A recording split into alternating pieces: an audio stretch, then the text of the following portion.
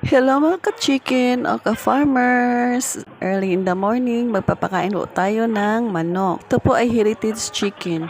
Minanang lahi ng manok, ulamang lahi ng manok. Pero galing ito sa iba't ibang bansa tulad na lang ng Black Astrolop, galing ito sa Australia.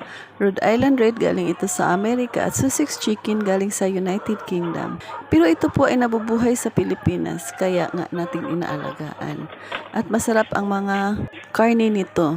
Ang Rhode Island Red ay dinala ng mga Amerikano noong 1900 dahil sa masarap na karne nito at marami kumangitlog.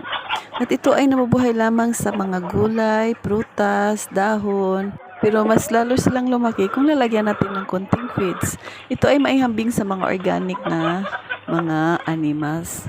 Kasi nga, ito ay natural lamang ang paglaki at hindi tulad ng 45 days or broiler na maraming medisina. Di baling kunting mahal, basta masarap yung pagkain, masarap sabawin, adobo, kahit ano-anong luto at healthy pa. Ano pang hinihintay nyo? Mag-heritage chicken na kayo. Masarap na, healthy, at hindi pa sakitin. Masarap talaga siya sa sabaw at kahit anong luto. Tingnan nyo, naghintay na sila ng amo nila na magpapakain sa kanila.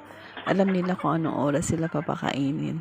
So, kailangan may routine sila para naman maganda yung tubo nila. Kung tingnan nyo, para silang mga native chicken ng Pilipinas. Pero hindi pala, native chicken ng iba't ibang lugar. Kaya lang mas marami kaming nabiling Rhode Island Red kaysa Black Astrolop at saka Sussex. Pero yung Black Astrolop, mas malakas yung genes niya kasi crossbreed yan siya sa sa Rhode Island Red. Pero tingnan nyo, mas marami ang black kaysa red. Samantalang marami naman Rhode Island Red nito kaysa black.